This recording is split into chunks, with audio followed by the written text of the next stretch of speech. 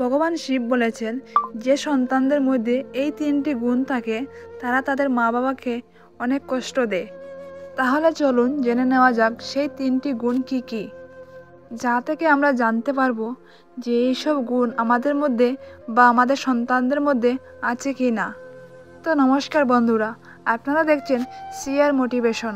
তো এক সময় দেবর্ষি নারদ পৃথিবীলোক ভ্রমণ করে শিবের সাথে দেখা করতে আকাশলোকে যাচ্ছেন। তখন ভগবান শিব কৈলাস পর্বতে তার নন্দীর সাথে বিশ্রাম করছিলেন। ভগবান শিব দেবর্ষি নারদকে দেখে বললেন, হে দেবর্ষি নারদ, আজ হঠাৎ কি করে কৈলাস পর্বতে তোমার আগমন হয়েছে? তখন দেবর্ষি নারদ বলেন, হে প্রভু, আমি কিছুক্ষণ আগে পৃথিবীর লোক থেকে ঘুরে এসেছি এবং আমি দেখেছি সেখানে অনেক সন্তানেরা তাদের পিতামাতাকে কষ্ট দিচ্ছে। হে প্রভু, আমি আপনাকে অনুরোধ করছি, আপনি দয়া করে বলুন সেই সন্তানরা কেমন হয় যারা তাদের মা বাবাকে দুঃখ দেয়।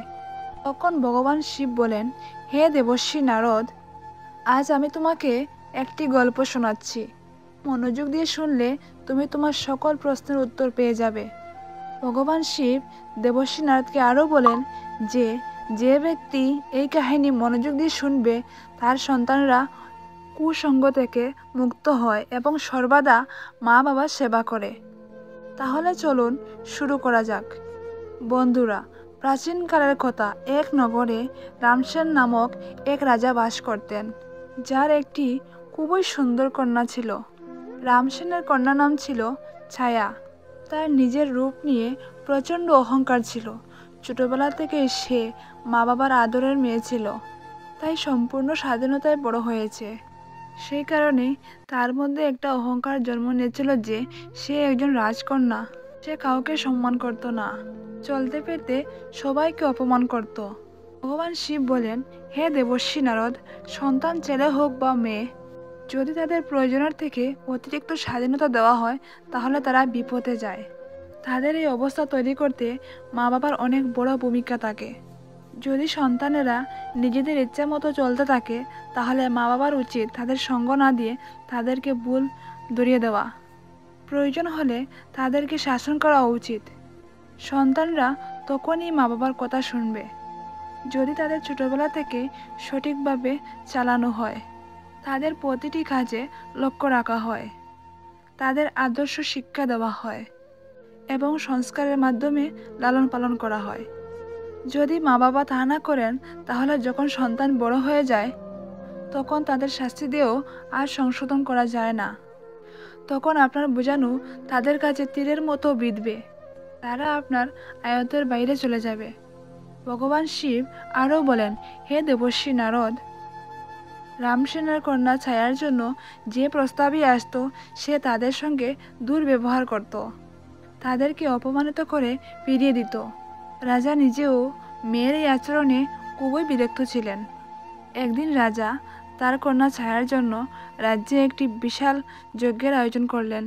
বিভিন্ন রাজ্যের রাজপুত্র, রাজা মহারাজারা এই স্বয়ংবর সভায় অংশগ্রহণ করেন। সকল রাজা মহারাজারা এসে আসনে বসে পড়লেন। ওইদিকে রাজকন্যা ছায়া তার সখীদের সাথে নিয়ে বরমাল্য হাতে নিয়ে রাজপ্রাসাদে এসে প্রবেশ করল। সে তার সৌন্দর্যের অহংকারে মত্ত ছিল। সে সব রাজপুত্রদের এক এক করে দেখতে দেখতে সামনের দিকে এগিয়ে যাচ্ছিল। যে রাজপুত্রের সামনে গিয়ে পৌঁছত তার কোনো না কোনো বিষয় নিয়ে ঠাট্টা করত এবং তাকে উপেক্ষা করে এগিয়ে যেত। সবার মধ্যে রাজকুমারের এরকম ব্যবহার দেখে অনেক রাজপুত্র নিজেকে অপমানিত বোধ করে রাজপ্রাসাদ থেকে উঠে চলে যায়। একসময় রাজকুমারী একজন মোটাসোটা রাজপুত্রের সামনে এসে পৌঁছান এবং সেই রাজপুত্রকে নিয়ে উপহাস করতে লাগলো আর সখীদের বলল, হে সখী, তোরা একবার দেখতো এই রাজকুমারের শরীরটা দেখতে কেমন, যেন কেউ ময়দার বস্তা এনে রেখে দিয়েছে। তার দেহের গঠন নিয়ে সে অনেকক্ষণ ধরে তাকে উপহাস করতে থাকে। ওই রাজপুত্র রাজকুমারীর কথা অপমানিত হয়ে রাজ দরবার থেকে বেরিয়ে গেল। এরপর রাজকুমারী আরেক রাজপুত্রের সামনে গিয়ে দাঁড়ালো। সেই রাজপুত্র লম্বায় বেশ উঁচু ছিল। রাজকুমারী ছায়া তার তীক্ষ্ণ গতায় তাকে অপমান করতে লাগলো। সে বলল, দেখতো সখী, এ তো কোনো খুঁটি বলে মনে হচ্ছে, একে তো কোনো চৌমাথার মোড়ে দাঁড় করে রাখা উচিত এবং তার মাথায় একটি মশাল রাখা উচিত। রাজকুমারীর কথায় আঘাত পেয়ে সেই রাজপুত্র সেখান থেকে উঠে চলে যায়। এরপর আরেক রাজপুত্রের গণ দাঁড়িয়েছিল। তাকে দেখে রাজকুমারী হেসে উঠে বলল, আহা সখী, আমাদের পিতা এই স্বয়ংবর সভায় বড় দাড়িওয়ালা ছাগলকেও ডেকে এনেছেন। এই দাড়িওয়ালার সাথে তো আমার জুতোও বিয়ে করবে না। এই বলে রাজকুমারী তাকে নিয়ে হাসাহাসি করতে শুরু করে, কিন্তু সেই রাজপুত্র তাতেও কিছু মনে করেনি, কারণ সে রাজকুমারীর প্রতি মন দিয়ে ফেলেছিল। তবুও সে সেখান থেকে চলে গেল। বন্ধুরা, এইভাবে একে একে সমস্ত রাজপুত্ররা এখান থেকে চলে গেলেন। রাজকুমারীর এই আচরণে তার পিতা রামসেনের খুবই দুঃখ লাগলো। রাজা মনে মনে ভাবতে লাগলেন, আমার এই মেয়ে রাজ দরবারে আসা সকল অতিথিদেরকে অপমানিত করলো। এর এই দুষ্ট আচরণের শাস্তি অবশ্যই পাওয়া উচিত। ক্রোধিত হয়ে রাজা পুরো দরবারে ঘোষণা করলেন, বন্ধুগণ, আমার মেয়ের এই আচরণের জন্য আমি সকলের কাছে ক্ষমা প্রার্থনা করছি, কিন্তু আমি সকলের সামনে এটা ঘোষণা করছি যে আমার এই কন্যার বিয়ে আমি এর কোনো রাজপুত্রের সঙ্গে নয়, বরং এক ভিক্ষুকের সাথে দেব, যে প্রতিদিন ভিক্ষা করে নিজের পেট চালায়, আর তার সাথে এও ভিক্ষা করে খাবে, আর তখনই তার কৃতকর্মের জন্য অনুতপ্ত হবে। রাজা এমন ঘোষণা করতেই সবাই বসে থাকা সকল রাজপুত্ররাই রাজার প্রশংসা করতে লাগলো। সবাই বলতে লাগলো, রাজা সাহেব, এমন এক অভদ্র কন্যার জন্য এমনই শাস্তি হওয়া উচিত। এই কথা বলে সব রাজপুত্র রাজ দরবার ছেড়ে চলে গেল। ঠিক তখনই এক ভিক্ষুক গান গাইতে গাইতে রাজ দরবারের পাশ দিয়ে যাচ্ছিল। তার গলা শুনে রাজা তার এক চাকরকে পাঠিয়ে তাকে দরবারে ডেকে আনলেন। সেই ভিক্ষুকের অবস্থা ছিল খুবই করুণ, ময়লা ও ছেঁড়া কাপড়, হাতে একটি লাঠি আর লম্বা দাড়ি। ভিক্ষুক রাজার সামনে এসে দাঁড়ালো এবং গান গাইতে লাগলো। তার গান শুনে রাজা খুবই সন্তুষ্ট হলেন এবং খুশি হয়ে রাজা ভিক্ষুককে বললেন, তোমার পুরস্কার হিসাবে আমি আমার কন্যাকে দান করলাম। আজ থেকে সে তোমার স্ত্রী, তুমি তাকে নিয়ে চলে যাও এবং নিজের মতো করে তাকে নিয়ে থাকো। পিতা রামসেনের এমন কঠোর সিদ্ধান্ত শুনে ছায়া খুবই দুঃখিত হলো। সে ভাবল, আমার পিতা একই করলেন। প্রথমে সে ভিক্ষুকের সঙ্গে যেতে একদমই রাজি ছিল না, কিন্তু রাজার আদেশ ছিল বড়ই কঠিন, তাই তাকে বাধ্য হয়ে ভিক্ষুকের সাথে যেতে হলো। রাজা বললেন, কন্যা, তুমি রাজপরিবারে যাওয়ার অধিকার পুরোপুরি হারিয়েছ। এখন থেকে এই ভিখারি তোমার স্বামী, তার সাথে তোমার সারাটা জীবন কাটাতে হবে। তুমি যদি তাকে ঠকাও বা তার সাথে সম্পর্ক ছিন্ন করো, তাহলে তোমার মৃত্যুদণ্ডও হতে পারে। রাজা তার কন্যাকে সেই ভিখারির সাথেই বিদায় দিলেন। ছায়া কাঁদতে কাঁদতে বুক চাপড়াতে চাপড়াতে এই ভিখারির সাথে চলে গেল। ভিখারি খুশি খুশি তাকে নিয়ে একটা জঙ্গলে চলে গেল। সেখানে তার একটি খুবই সুন্দর কুটির ছিল। কুটিরের পাশে ভিখারি একটি আমের গাছ লাগিয়েছিল। গাছে প্রচুর আম পেকেছিল। তারপর রাজকুমারী দেখলো বড় একটি সুন্দর ক্ষেত রয়েছে। ছায়া ভিখারিকে জিজ্ঞাসা করলো, এটি কিসের ক্ষেত? ভিখারি তখন বলল, কুমারী, আমি শুনেছি যে এই ক্ষেতটি সেই দাড়িওয়ালা রাজপুত্রের, যাকে তুমি রাজপ্রাসাদে অপমান করেছ। কিন্তু দুঃখের বিষয় যে আমিও ঠিক সেই দাড়িওয়ালার মতো দাড়িওয়ালা হলাম। আর তুমি যদি সেই দাড়িওয়ালা রাজপুত্রকে বিয়ে করতে, তাহলে আজ তুমি এই ক্ষেতের মালকিনও হতে পারতে। কিন্তু এখন আর পেছনে তাকিয়ে কোনো লাভ নেই। তোমাকে এখন আমার মতো ভিখারির সাথেই জীবনের বাকি দিনগুলো কাটাতে হবে। এর কিছুক্ষণ পর রাজকুমারী খুবই সুন্দর একটি ফল ফুলে ভরা বাগান দেখতে পেল। বাগানটি দেখে ছায়া ভিখারিকে জিজ্ঞাসা করলো, এই বাগানটি কার? তখন ভিখারি বলল, এই বাগানটাও সেই দাড়িওয়ালা রাজপুত্রের, যাকে তুমি স্বয়ম্বরের মাঝে অপমান করেছিলে।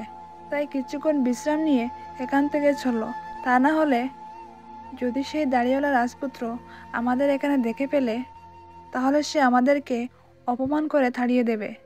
একবার ভাবো, তুমি যদি আজ তাকে বিয়ে করতে, তাহলে এই বাগানটাও আজ তোমার হতো, আর তোমাকে আমার মতো ভিখারির সাথে এভাবে আসতে হতো না। কিন্তু তোমার অহংকারই তোমাকে আজ এখানে নিয়ে এসেছে। এইভাবে তারা কথা বলতে বলতে এগিয়ে চলছিল। তখন ভগবান শিব দেবমুনি নারদকে বললেন, এইভাবেই অহংকারের কারণে মানুষ নিজের জীবন ধ্বংস করে ফেলে। রাজকুমারী ছায়ার মতো যারা অহংকারে বশীভূত হয়ে অন্যকে অপমান করে, তারা শেষমেশ নিজেই অনুশোচনা করে। এইভাবে দুজনেই সামনের দিকে এগিয়ে যেতে লাগলো। কিছু দূর যাওয়ার পর তারা একটা খুব সুন্দর নগরে পৌঁছালো। মনে হচ্ছিল যেন সেই নগরটি কোনো রাজ্যের একটা রাজধানী। ছায়া জিজ্ঞাসা করলো, ওই নগরটি কোন রাজ্যের? তখন ভিখারি বলল, এটি হলো সেই দাড়িওয়ালা ছাগলের নগর, যাকে তুমি স্বয়ংবরে অপমান করে তাড়িয়ে দিয়েছিলে। ভাবো, তুমি যদি তাকে বিয়ে করে নিতে, তাহলে আজ তুমি এই নগরের রানী হতে। হাজারো দাসদাসী তোমার সেবা করত, কিন্তু তুমি তোমার রূপের অহংকারে নিজের ভাগ্য নিজেই নষ্ট করে ফেললে। এই ভিখারিকে বিয়ে করে নিজের জীবন ধ্বংস করেছ। তবে এখন আর কিছুই করার নেই, যা হওয়ার ছিল তা হয়ে গেছে। ভিখারির কথা শুনে রাজকুমারীর অনুশোচনা হতে লাগলো। সে বলতে শুরু করলো, ইস, আমি যদি তাকে বিয়ে করতাম। ভিখারির ছায়ার মুখ থেকে এসব কথা শুনে রাগান্বিত হয়ে বলল, রাজকুমারী সাবধান, তুমি ভুলে যেও না, তুমি কিন্তু এখন আমার স্ত্রী আর আমি তোমার স্বামী। এখন প্রাসাদের স্বপ্ন ত্যাগ করে তোমাকে আমার সঙ্গে এই কুটিরেই থাকতে হবে। এই কথা বলে ভিখারি রাজকুমারী ছায়াকে তার কুটিরের দিকে নিয়ে গেল। ছায়া সেই নগর থেকে কিছুটা দূরে। কুটির দেখে ছায়ার খুব রাগ হলো। সে বলতে লাগলো, এটা খুব বাজে, আমি এর মধ্যে কিভাবে থাকবো? এখানে থেকে আমার দম বন্ধ হয়ে আসবে। আমি তো বড় বড় প্রাসাদে থাকার মানুষ, আমি এই ছোট কুটিরে কি করে থাকবো? তখন ভিখারি বলল, রাজকুমারী, আজ থেকে এই কুটিরেই তোমার নতুন বাড়ি। আজ থেকে তুমি সারা জীবন এখানেই থাকতে হবে। ছায়া জিজ্ঞাসা করলো, তোমার এখানে কোনো চাকর বাকর নেই? কুটিরের পরিষ্কার পরিচ্ছন্নতা কে করবে?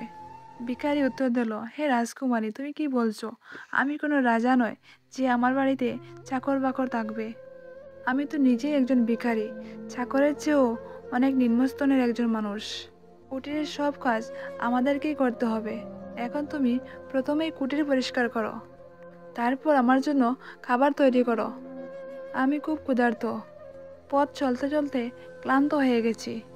তখন ভগবান শিব দেবমুনি নারদকে বললেন, ছায়া তো রান্না করতে জানতো না, তাই ভিখারি আর রাজকুমারী মিলে কোনো রকমে উল্টো পাল্টা খাবার তৈরি করে খেল। তারপর তারা ঘুমিয়ে পড়ল। পরের দিন ভিখারি রাজকুমারীকে জাগিয়ে বলল, এখন ঘরের সব কাজ করতে হবে। সারাদিন ছায়া কাজ করতে লাগলো এবং ভিখারির বকাঝকা সহ্য করলো। এভাবে আরো কয়েকদিন কেটে গেল। ঘরে যা কিছু খাবার ছিল তাও ফুরিয়ে গেল। ভিখারি বলল, প্রিয়, এখন তো আর অবশিষ্ট কিছুই নেই খাবার। যা কিছু ভিক্ষা করে জমেছিলাম তা তো সবই শেষ হয়ে গেছে।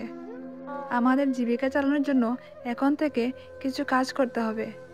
তুমি একটা কাজ করো, আমি এই আম গাছ থেকে কিছু আম পেড়ে ঝুড়িতে ভরে দেবো, আর তুমি সেগুলো নিয়ে বাজারে বিক্রি করে আনবে। রাজকুমারী বলল, আমি বাজারে আম বিক্রি করতে যাব? যদি আমাকে কেউ আম বিক্রি করতে দেখে ফেলে, তাহলে তো আমাকে নিয়ে সবাই হাসাহাসি করবে। তাহলে তো আমি খুব লজ্জা পেয়ে যাব। ভিখারি বলল, লজ্জার কি আছে? এখন তুমি আর কোনো রানী নয়, তুমি একজন ভিখারির স্ত্রী। যদি সেই দাড়িওয়ালার স্ত্রী হতে এবং সে আম বিক্রি করতে বলতো, তখন কি লজ্জা পেতে? এখন যদি লজ্জা করো, তবে না খেয়ে মরো। তখন রাজকুমারী বাধ্য হয়ে বাজারে আম বিক্রি করতে গেল। রাস্তার ধারে বসে সে দিনভর আম বিক্রি করতে লাগলো।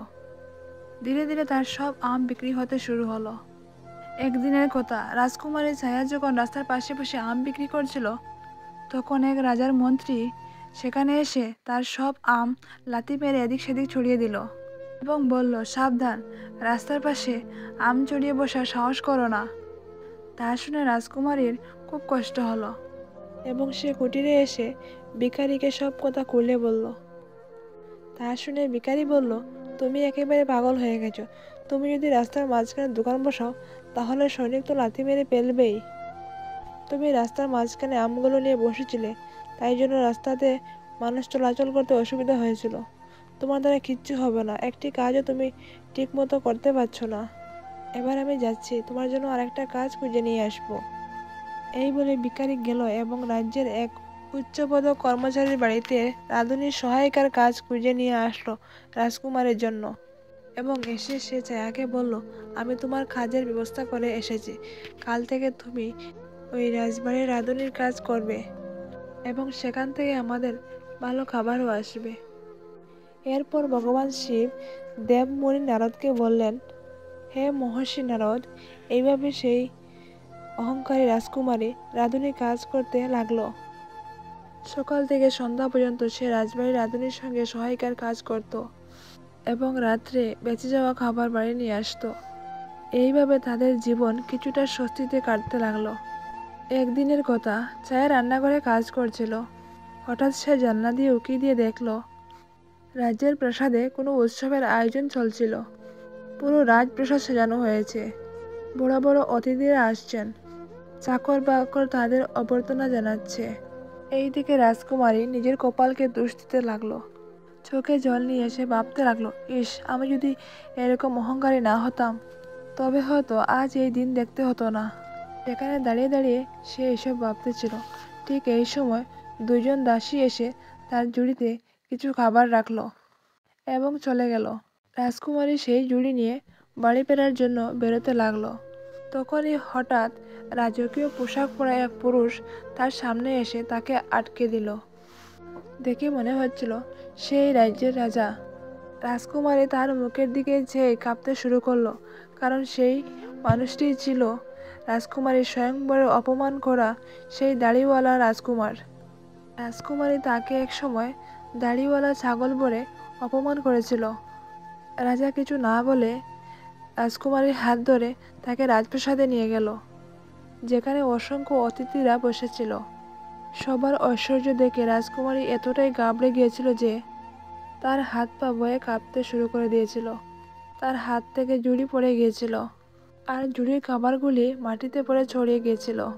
রাজকুমারী খুবই বিমর্ষ হয়ে পড়েছিল। সবাই উপস্থিত সদস্যরা এই দৃশ্য দেখে জুড়ে জুড়ে হাসতে শুরু করলো। রাজকুমারী তা দেখে নিজেকে অপমানিত বোধ করলো, যেন সে এই মুহূর্তে মাটির নিচে লুকিয়ে যেতে পারলে বাঁচে। সে নিজের হাত ছাড়িয়ে নিয়ে সেখান থেকে পালাতে চাইছিল, কিন্তু রাজা তাকে থামিয়ে বললেন, রাজকুমারী, ভয় পেও না, তোমার সঙ্গে কোনো অভদ্র আচরণ করা হবে না, বরং আমি তোমাকে সম্মান জানাতে নিয়ে এসেছি। আমি তোমার সেই ভিখারি স্বামী যে তোমার সাথে কুটিরে থেকেছে। আমি সেই সৈনিক যে তোমার আমে লাথি মেরেছিল। আমি এই রাজ্যের রাজা। আমি সেই দাড়িওয়ালা ছাগল। ভিখারি সেজে আমি তোমাকে বিয়ে করেছিলাম, কারণ আমি তোমাকে ভালোবাসতাম। আর তোমার বাবার শর্ত মেনে আমাকে ভিখারির বেশ ধারণ করতে হয়েছিল। ভিখারি সেজে আমি তোমাকে বিয়ে করেছি। আর এখন তোমার অহংকারও দূর হয়ে গেছে। আমাদের সম্মান জানাতে অনেক অতিথি উপস্থিত হয়েছেন। এবার আমি তোমার সঙ্গে যথাযথ মর্যাদায় বিয়ে করব। তখন ভগবান শিব দেবমুনি নারদকে বললেন। এই কথা শুনে রাজকুমারীর ছায়ার মনে অপার আনন্দের ঢেউ উঠতে লাগলো। তার চোখে আনন্দের অশ্রু পড়তে লাগলো।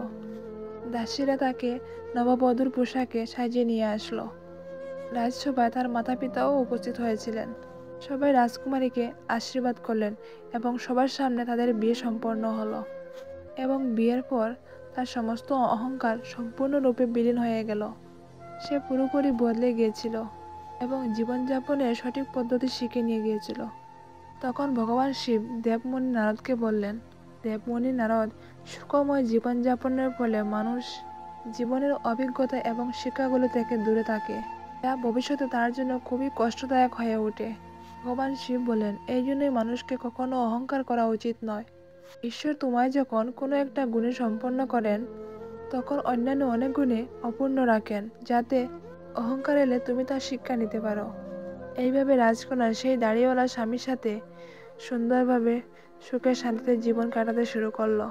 ভগবান শিব এইভাবে ব্যক্ত করলেন যে যাদের সন্তান নিজেদের ইচ্ছা মতো চলাফেরা করে, নিজের পিতামাতার অপমাননা করে, তারা কখনো ভালোভাবে থাকতে পারে না।